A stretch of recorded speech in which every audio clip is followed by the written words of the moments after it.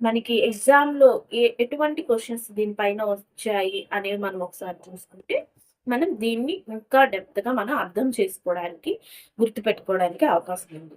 మనకి ప్రీవియస్ ఇయర్‌లో సింధు నాగరికత ఏ ఏ ప్రాంతాల్లో ఆహ్, కనుగొనడం జరిగింది? ఏ ఏ ప్రాంతంలో ఎవరు కనుక్కున్నారు?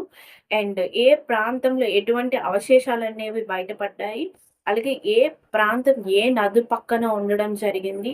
అసలు వాళ్ళు ఉపయోగించిన టెక్నాలజీ ఏంటి? ఆహ్, ఇంకేమైనా కొత్త కొత్త విషయాలున్నాయా? ఆ ప్రాంతంలో దొరికినవేంటి? ఆ సింధు నాగరికతకి సంబంధించిందేంటి?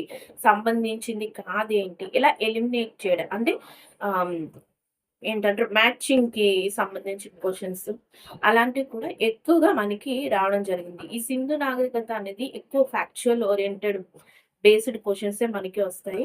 సో, ఇది మనం ఒక్కసారి మనం బ్రెయిన్‌లో పెట్టుకుంటే అదలా గుర్తుండిపోతుంది. సో, మనం అది ఈజీగా వేరే కొత్త మ్యాటర్ ఏమి యాడ్ అవ్వదు. ఓన్లీ మ్యాటరే ఉంటుంది కాబట్టి ఈజీగా గుర్తుపెట్టుకోవడానికి ట్రై చేయండి.